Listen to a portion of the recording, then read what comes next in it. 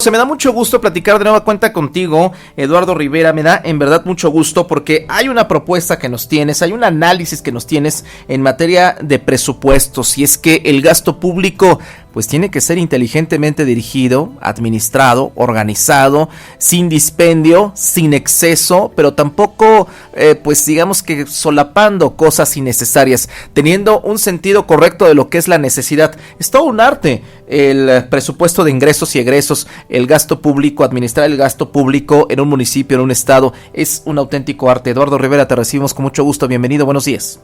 Muchísimas gracias, mi estimado Enrique, muy buenos días, y la verdad, un gusto estar contigo, con todo el gran auditorio que te escucha.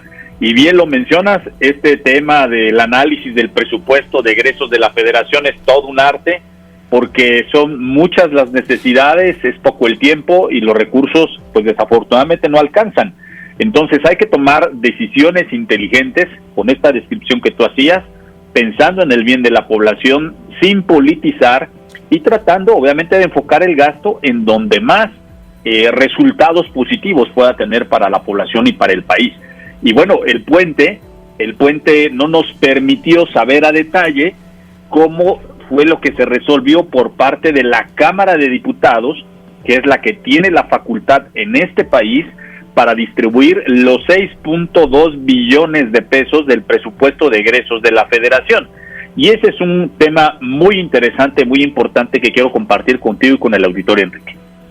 Importante este diagnóstico que se está haciendo, porque en momentos de pandemia parece que se está, y esto es un análisis serio que han hecho sin tendencias partidistas, pues muchos analistas en las columnas tanto nacionales como locales, y hay una marcada tendencia a las carteras electorales, hay una marcada tendencia al gasto público social, pero vemos que en sectores estratégicos que pueden, por ejemplo, el gasto contra COVID, el gasto hospitalario, en fin, el gasto contra desastres, en sectores estratégicos que pueden darle la vuelta al subdesarrollo que traemos, ahí pues hay vacíos, hay lagunas.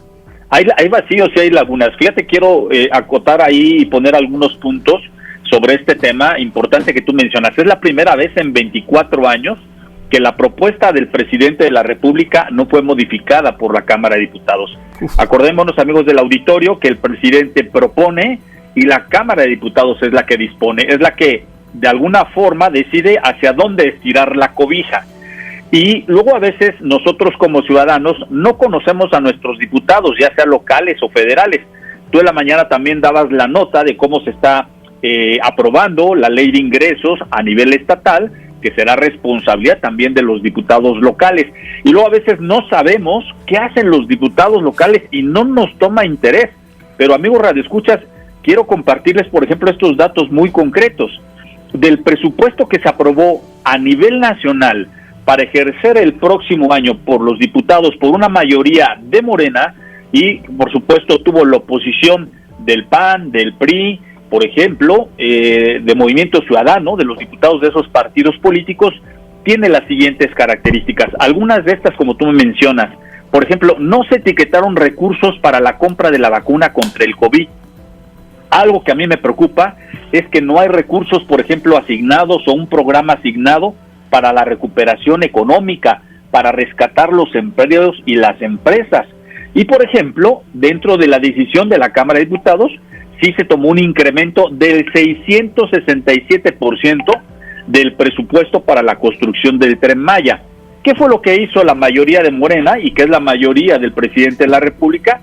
Pues solamente atender los intereses que tiene el presidente Andrés Manuel López Obrador, ¿sí? Y el presidente entonces propuso un presupuesto para sus proyectos y para sus obras, como lo estoy ejemplificando, del Tren Maya. Y esto, designar tantos recursos para estos proyectos, tuvo que tener una repercusión en los estados y en los municipios. En la mañana tú mencionabas de cómo el gobernador del estado menciona que hay una contracción del 4% del presupuesto en el estado, pero sí, claro que va a afectar a temas como la seguridad pública. En Puebla se redujo el presupuesto por 540 millones, estimado Enrique, y en Puebla capital habrá un recorte también aproximadamente de 600 millones. Se desapareció, desafortunadamente, esto me parece a mí un error, que se haya desaparecido el programa de fortalecimiento para la seguridad pública, siendo uno de los principales problemas y preocupaciones de los habitantes de Puebla capital.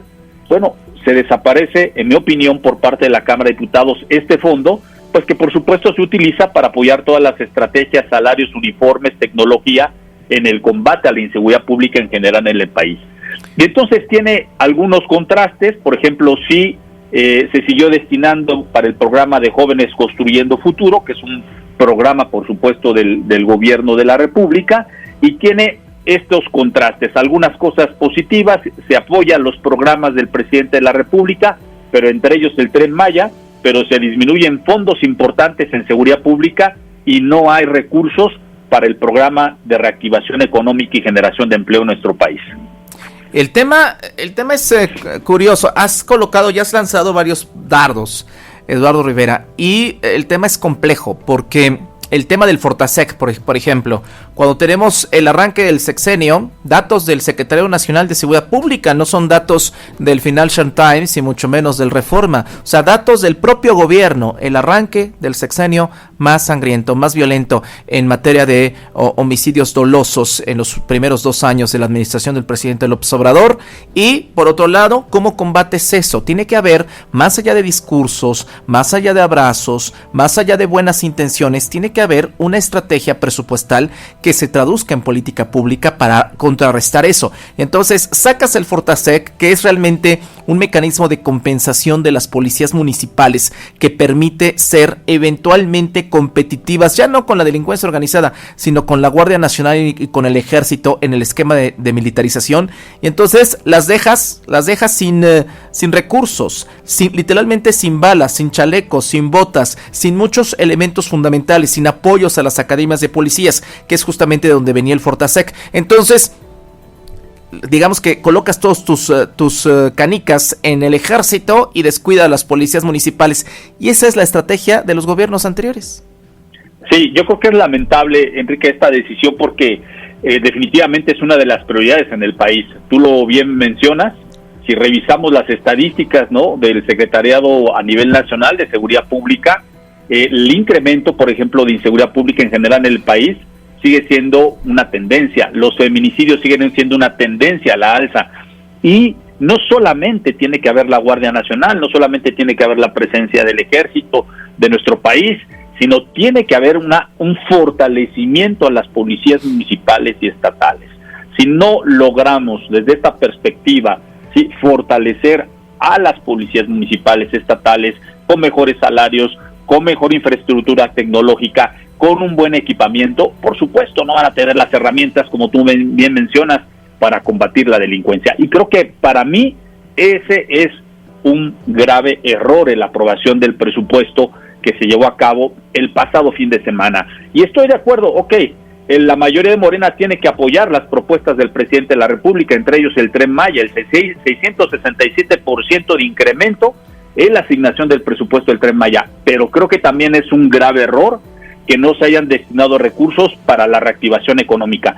Si hoy le preguntáramos a tu auditorio, ¿qué es lo que más les preocupa? Les preocupa la salud, les preocupa tener un empleo bien pagado para salir adelante y por supuesto la seguridad de su familia, de sus hijos y de ellos mismos. Entonces, creo que los recursos tienen que estar asignados, como bien mencionas, Enrique, para generar políticas públicas, acciones concretas de los gobiernos para atender estas necesidades que tiene la población.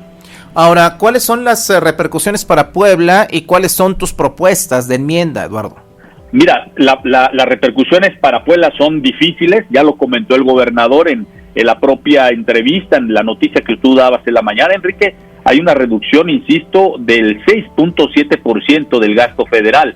Sí, esto menciona una cantidad de 500, por ejemplo, de entrada 540 millones para seguridad pública. En el caso de Puebla capital tenemos un recorte que se calcula de más de 600 millones de pesos. Entonces, ¿qué se tiene que hacer?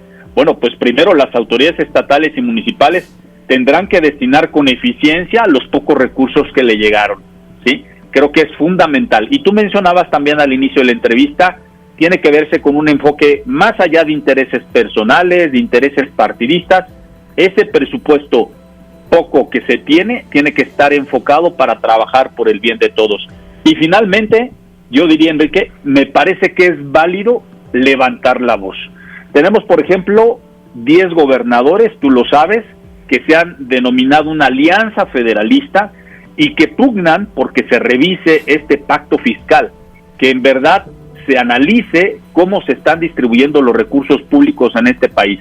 A mí me parece, más allá, insisto, de posiciones políticas, un punto importante que los gobernadores de diferentes partidos políticos levanten la voz y digan, oigan, no estamos de acuerdo en cómo se distribuye el presupuesto. ¿Por qué? Dice, por ejemplo, el gobernador de Nuevo León, porque Nuevo León aporta más a la federación de lo que recibe. Bueno, me parece que es un punto interesante que hay que reflexionar y que hay que analizar. Entonces, creo que es válido y nosotros como ciudadanos interesarnos, ¿para qué? Para que cuando elijamos diputados federales o tengamos hoy diputados federales y locales que los tenemos, les exijamos y escojamos a diputados responsables que busquen, cuando estas decisiones se den en la Cámara de Diputados, pues tomen decisiones responsables en función del país y en función de Puebla. En función del país, en función de Puebla, ya veremos. No es casualidad que tengamos esta alianza federalista, no es casualidad que los gobernadores miembros de esta alianza, pues casi equivale la producción de riqueza de sus estados a la contribución del 30% del Producto Interno Bruto Nacional. Ahí hay mucho por hacer y a ver qué pasa. Eduardo Rivera, gracias. Muchas gracias, Enrique. Un fuerte abrazo a ti y a todo el auditorio. Un abrazo, Eduardo.